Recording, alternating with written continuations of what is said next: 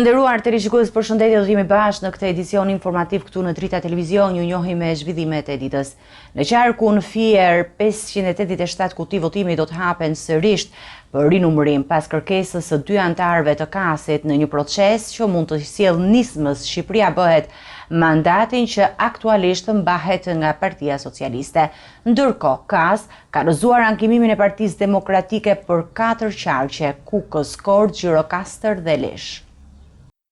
Qarku i Fierit, i dyti më i madh në vend pas Tiranës, është përfshirë në një proces e rinumërimit të votave për partinë ngaruese dhe kandidatët preferencial, me kërkesë të anëtarëve të Komisionit të Ankimeve dhe Sanksioneve, Ledio Brau dhe Ervis Cefa. 587 kuti votimi do të hapen, ndërsa fletët e votimit do të kalojnë 2 herë në duart e numëruesve për t'u kontrolluar me kujdes. Mirë po, duke shfrytzuar kërkesat e pikës 3 të nenit 136 të kodit zgjedhor, me kërkesë të 2 anëtarëve të KAS-it, i kërkohet administratës që të kqyri të gjitha kutitë e votimit të qarkut Fier për subjektet zgjedhor dhe kandidatët për votat brenda vendit. Gjithë kutive të votimit, fletëve të votimit, për subjektet dhe kandidatët e qarkut Fier, si në rastin e qarkut Tiranë. Kështu që merrni masat që me marrimin e qarkut Tiranë të vazhdojmë në radhë me kqyrjen e gjithë kutive të votimit të qarkut Fier. Në Fier rezultojnë 5826 votat pavlefshme, ndërsa nisma Shqipëria bëhet pret që ky rinumërim të ndryshojë situatën për mandatin e 12 që aktualisht mbahet nga Partia Socialiste, që i përket Zezhines Saushit. Në raundin e parë të numërimit, nisma humbi mandatin në këtë qark për vetëm 518 vota dhe tani shpreson ta rrëmbejë atë me hapjen e kutive dhe rinumërimin e votave. Në KAS u krijua një situatë interesante ku Partia Demokratike dhe nisma Shqipëria bëhet duket se u bashkuan për të kërkuar hapjen e kutive.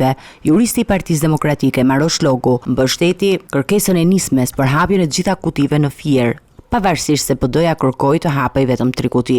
Antarët e KAS-it të propozuar nga opozita nuk hezituan të jepnin dritë njëshile për këtë kërkesë, duke hapur rrugën për rinumërim që pritet të ketë ndikim të madh në rezultatin përfundimtar të zgjedhjeve në Fier. Kreu i Partisë Demokratike Sali Berisha ka deklaruar se do të publikojë prova të reja që sipas tij faktojnë manipulime masiv të zgjedhjeve të 11 majit. Në një konferencë përshtyp, ai akuzoi Komisionin Qendror të Zgjedhjeve për manipulime dhe denoncoi blerjen e votave nga patronazhistë përmes një videoje që tha se është filmuar nga qytetarët. Në një konferencë për shtyp të mbajtur këtë të hënë, kryeministri dhe kreu i Partisë Demokratike Sali Berisha ka rikthyer në vëmendje pretendimet për manipulimin e zgjedhjeve të 11 majit. Berisha paralajmëroi se do të bëjë publike një sër provash që sipas tij janë të pakontestueshme, që në fakt faktojnë ato që opozita e ka quajtur treni bullgar, një praktik manipulimi e njohur në zgjedhje. Këtu do jemi me trenin bullgar para ju. Radhën tjetër apo një radhë pasaj, tu do paraqes aktin kriminal të trenit bullgar me të gjithë shëmtinë e tij. Ai u rikthye gjithashtu akuzave për mungesën e 130.000 fletëve të votimit, një pretendim i mohuar kategorikisht nga Komisioni Qendror i Zgjedhjeve. Për sa u përket fletëve, asgjë nuk qëndron nga ato që thotë KQZ-ja. Të gjitha janë falsifikime. Fletët mungojnë dhe për këtë ka kaq shumë dokumenta. Ku janë fletët? A e morë vesh ty, u hapen 4 kuti në Vlorë. A e dini ju se u gjetën 450 sa fletë tepër? Në të njëjtën ndalje publike, Berisha publikoi një video për të cilën tha se është realizuar nga një qytetare në një qendër votimi, ku shfaqen persona të identifikuar si patronazhist duke bler vota. Sipas Berishës, kjo video është provë direkte e përfshirjes së strukturave të partisë në pushtet në manipulimin elektoral. Ndërkohë, KQZ-ja dhe përfaqësues të mazhorancës kanë hedhur poshtë akuza duke i konsideruar si të pabazuara dhe tentativë për të delegitimuar procesin zgjedhor.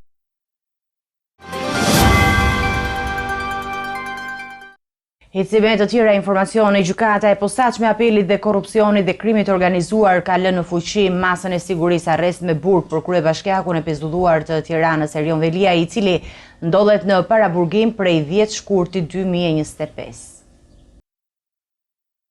Gjykata e posaçme e apelit dhe korrupsionit dhe krimit të organizuar ka lënë në fuqi masën e sigurisë arrest në burg për kryebashkiakun e pezulluar të Tiranës Erion Velia, i cili ndodhet në paraburgim që prej 10 shkurtit të këtij viti. Seanca u zhvillua pa pranim fizike të Veliait, i cili u përfaqësua në sallë nga avokati i tij Ermir Beta. Mbrojtja kërkoi zëvendësimin e masës së sigurisë me një garanci pasurore, duke mos përcaktuar një shumë konkrete, por duke i lënë vlerësimin gjykatës.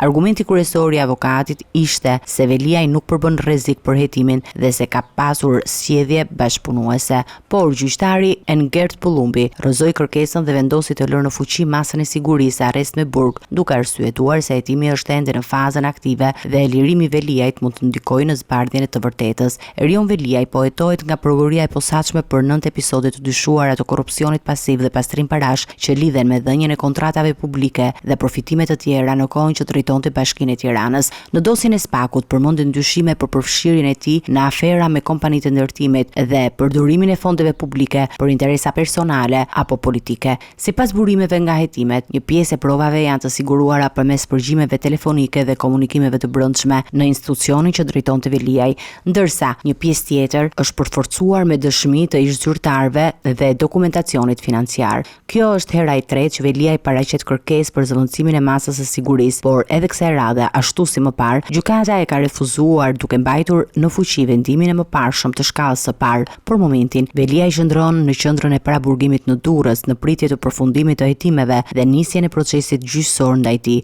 Nga Bashkia e Tiranës ai mbetet i pezulluar, ndërsa detyrat drejtuese janë deleguar përkohësisht zëvendësve të tij. Hetimet ndaj kryetarit Partisë së Lirisë Ilir Meta janë zgjatur edhe për 6 muaj të tjerë. Avokati i tij Kujtim Çakrani ka deklaruar se shtyerja vjen për shkak të pritjes së një akt ekspertize të re, ndërsa ka hedhur akuza të rënda ndaj Spak për mbajtje në paraburgim të Metës pa prova të qarta. Një ditë para përfundimit të afatit të mëparshëm hetimor, prokuroria e posaçme kundër korrupsionit dhe krimit të organizuar ka vendosur të zgjasë edhe për 6 muaj të tjerë hetimin ndaj ish-presidentit të Republikës dhe kryetarit aktual Partisë së Lirisë Ilir Meta. Vendimi është konfirmuar nga avokati i tij Kujtim Çakrani, i cili u paraqit sot pranë ambienteve të Spakut për të marrë zyrtarisht njoftimin mbi zgjatjen e afatit. Sipas Çakranit, arsyeja që prokuroria ka sjell të shtyrje është pritja e një prove të re, konkretisht një akt ekspertize që pritet të dorëzohet nga Fatime Kryemadhi, ish vjera e Metës. Po, për mbrojtjen ligjore të Metës, ky argument është i pabazuar dhe shqetësues. Prej vitit 2019, dhjetor 2019-s, deri sot kanë kaluar afërsisht 6 vite. Dhe 6 vite Spaku nuk ka mbledhur akoma provat për të inkriminuar ose për të marrë në përgjegjësi penale presidentin e Republikës. Dhe presidenti i Republikës sot që po flasim, po rrin në paraburgim një absurditet i jashtëzakonshëm për akuza që të cilat ai nuk i di. Çakrani nuk u nguroi që të përdor tone të ashpra duke akuzuar organin e akuzës për shkelje të drejtave themelore të mbrojtjes dhe për vonesa të qëllimshme procedurale. Kjo që është këtu është njoftimi për zgjatjen e hetimeve. Sepse nesër ka zgjatur afatet i ka zgjatur dhe 6 muaj, është herë e dytë që po i zgjat 6 muaj dhe thot ne po presim prova, po presim një akt ekspertimi të ish vjerrës së zotit Meta, se ç'lidhje ka zoti Meta tani me aktet e ekspertimit që bëhen për. Ndërkohë nga ana e Spakut nuk ka ende një deklaratë zyrtare në lidhje me këtë zgjatje apo me specifikat e aktit që po priten, as për kohën që mund të marrë përfundimi i tij. Burime nga prokuroria thanë se hetimet janë komplekse dhe përfshin transaksione të dyshuara financiare që lidhen me periudhat kur Meta mbante funksione publike të larta. Kujtojmë që Ilir Meta ndodhet në paraburgim prej disa muajsh dhe ndaj tij rëndojnë dyshime për pastrim parash dhe korrupsion të kryer gjatë ushtrimit të funksioneve publike. Ai është i përfshirë në një prej dosjeve të bujshme të Spakut, e cila lidhet me hetime për kontrata fiktive dhe përdorim të fondeve për përfitime personale apo partijake. Nga ana tjetër, Partia e Lirisë ka denoncuar në mënyrë të vazhdueshme çështjen si një sulm politik të orkestruar për të goditur opozitën dhe vetë Metën. Kreu i grupit Partisë së Lirisë në Kuvend, Petrit Vasili, ka paralajmëruar edhe padinë ndërkombëtare në rast se sipas tij shkeljet ndaj të drejtave të Metës do të vazhdojnë.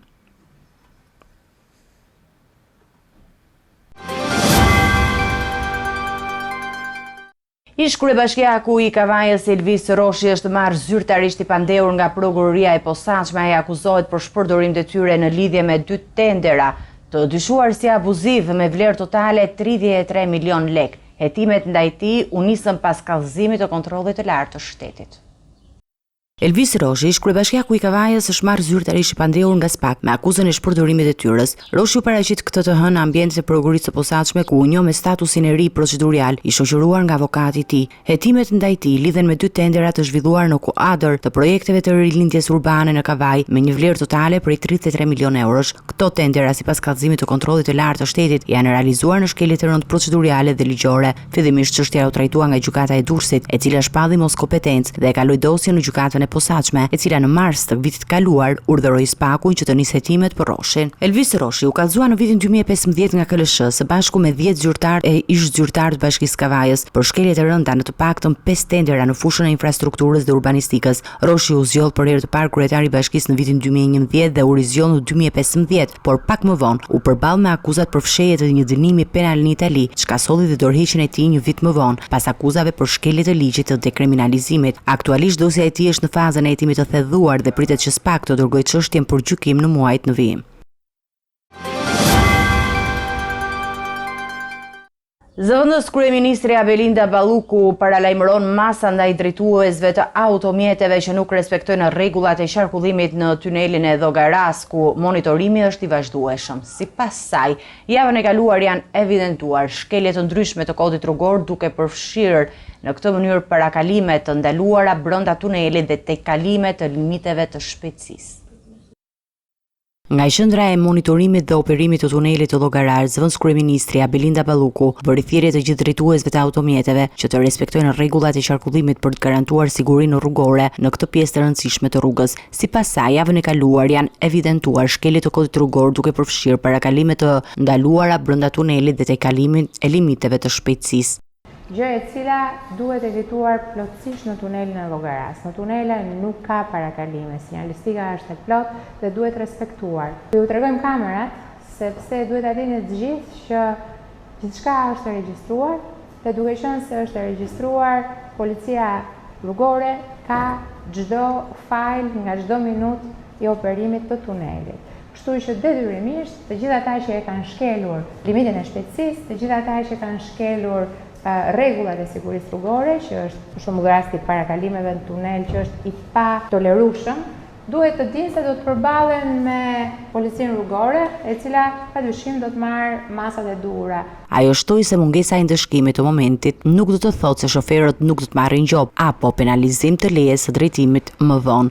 Masat synojnë të rrisin sigurinë në këtë rrugë të frekuentuar duke parandaluar aksidente dhe rrezikët që sjellin shkeljet e rregullave në tunelet malore.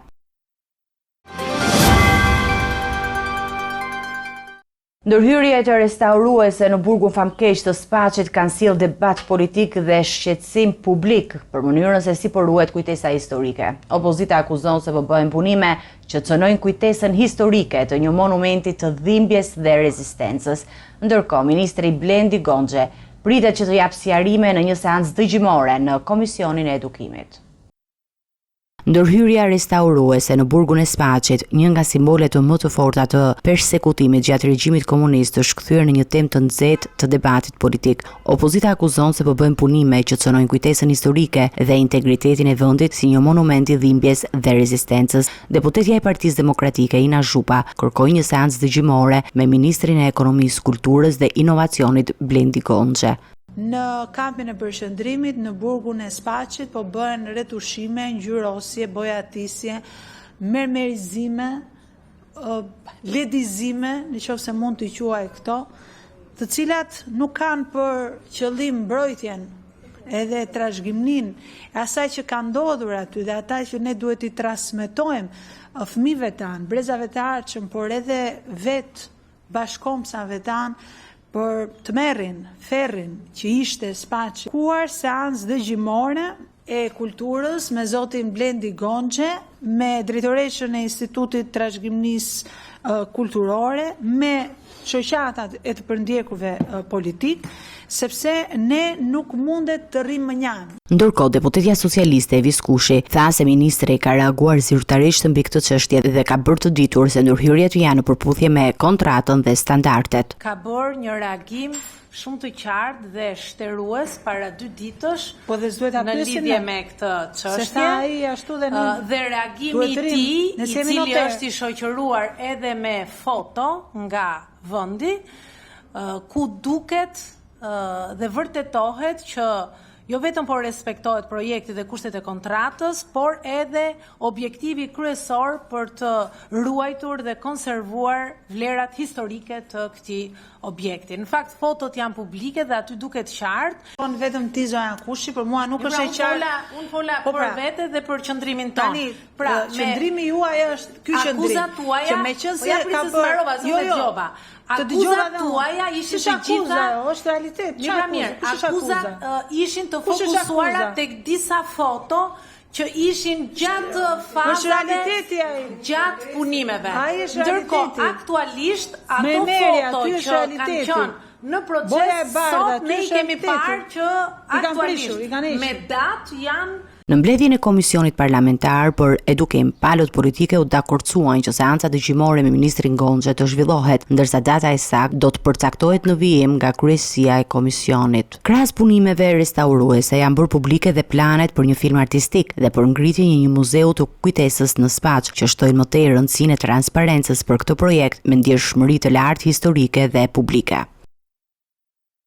Gjykata e Tiranës ka dhënë vendim përfundimtar për autorët e vrasjes së biznesmenit Edmond Papa, 2 të pandehurit, Andrea Bode dhe Alban Velo, janë dënuar në total me 55 vite burg për vrasje me paramendim në bashkëpunim.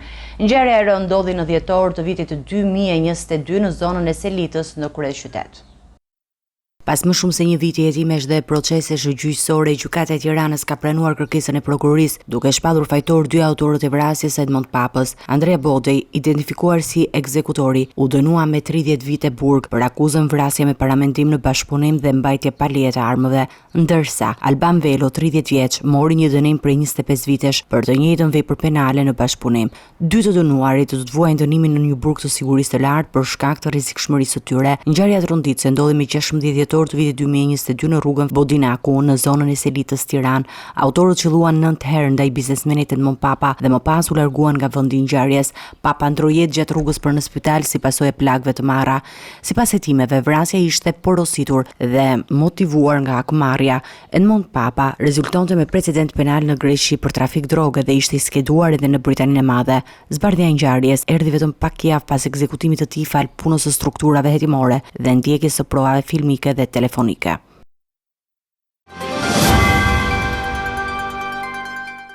Dy shtetas britanik janë arrestuar në dërmi gjatë një operacioni antidrog të koduar Cocktail. Ata akuzohen për shpërndarje të drograve të forta në ambientet e argëtimit përgjatë Bregdetit të Vlorës. Në automjetin dhe dhomën ku qëndronin u gjetën doza të shumta narkotikësh dhe para të dyshuara si përfitime nga aktiviteti kriminal. Policia e Vlorës ka finalizuar me sukses operacionin antidrog të goduar Cocktail, duke arrestuar 2 shtetas anglez të dyshuar për shpërndarje të drograve të forta në zonën turistike të Dërmiut. Të arrestuarit janë shtetasit me iniciale JB 34 vjeç dhe JC 33 vjeç, të 2 me banim në Londër. Ata u kapën në flagrancë në një dhomë pushimi në Dërmi, ku ishin të akomoduar, ndërkohë që lëviznin me një automjet tip Mitsubishi. Gjatë kontrollit të ushtruar në mjetin dhe dhomën e tyre u sekuestruan 52 doza MDMA, 51 doza ketamin, 120 kokra ekstazi, si dhe 6.185 euro, 720 pound dhe 4 aparate celulare. Sipas policisë, të 2 shtetasit anglez dyshohet si shisnin dozat në ambient të klubeve dhe zonave të argëtimit pranë vijës bregdetare të frekuentuara nga turistë huaj dhe vendas. Operacioni është rezultati i një hetimi të nisur mbi bazën e informacioneve të inteligjencës policore dhe ka si përqëllim garantimin e rendit dhe sigurisë në zona turistike, thuhet në njoftimin e policisë. Të arrestuarit do të mbahen në një mas sigurie nga gjykata e jurisdiksionit përgjithshëm në Vlorë, ndërsa materialet procedurale i janë kaluar prokurorisë për veprimet më tejshme. Të nderuar teleshikues, do të njihemi me parashikimin e motit. Territori shqiptar për datën 10 qershor 2025 do të ndikohet nga kushte atmosferike të qëndrueshme me mot të kthjellët dhe temperaturat e larta në të gjithë vendin. Temperatura minimale pritet të zbresë deri në 17 gradë Celsius, ndërsa temperatura maksimale pritet të arrijë deri në 35 gradë Celsius në zonat e ulta perëndimore. Era do të fryejë lehtë deri mesatare nga drejtimi veriperëndimor me shpejtësi 3 deri në 5 metër për sekond. Deti parashikohet me dallgëzim të ulët nga 2 deri në 3 ballë. Temperaturat minimale dhe maksimale për disa nga qytetet kryesore të Shqipërisë do të jenë si më poshtë.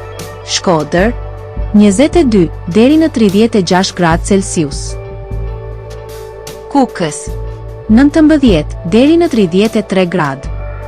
Peshkopi 18 deri në 31 gradë Celsius. Tiranë 19 deri në 35 gradë. Durrës 21 deri në 33 gradë. Kavaj 20 deri në 33 gradë. Elbasan 19 deri në 35 gradë Celsius. Berat 20 deri në 36 gradë. Korçë 17 deri në 30 gradë. Vlorë 21 deri në 33 gradë Celsius. Gjirokastër 20 deri në 35 gradë. Sarand 21 deri në 32 gradë Celsius. Territori i Kosovës për datën 10 qershor 2025 do të karakterizohet nga moti i kthjellët dhe temperatura të larta në të gjithë vendin. Temperatura minimale do të zbresë deri në 15 gradë Celsius, ndërsa temperatura maksimale do të arrijë deri në 33 gradë Celsius. Era do të fryejë lehtë nga drejtimi veriperëndimor me shpejtësi mesatare prej 3 deri në 5 metër për sekond. Temperaturat minimale dhe maksimale për disa nga qytetet kryesore të Kosovës do të jenë si më poshtë. Mitrovica 16 deri në 32 gradë Celsius. Podujev 16 deri në 31 gradë. Skënderaj 16 deri në 30 gradë Celsius. Pej 17 deri në 32 gradë. Prishtinë 16 deri në 32 gradë Celsius. Gjakov 17 deri në 32 gradë. Malishev 17 deri në 31 gradë. Gjilan 16 deri në 31 gradë. Ferizaj 16 deri në 31 gradë Celsius. Kaçanik 17 deri në 31 gradë Celsius. Suharek 18 deri në 31 gradë. Prizren 17 deri në 32 gradë Celsius. Ishte gjithçka e përgatitur në këtë edicion informativ. Ju faleminderit për mundjen tuaj. Bashkë do takojmë në edicione të tjera. Deri atëherë, miru takofshim.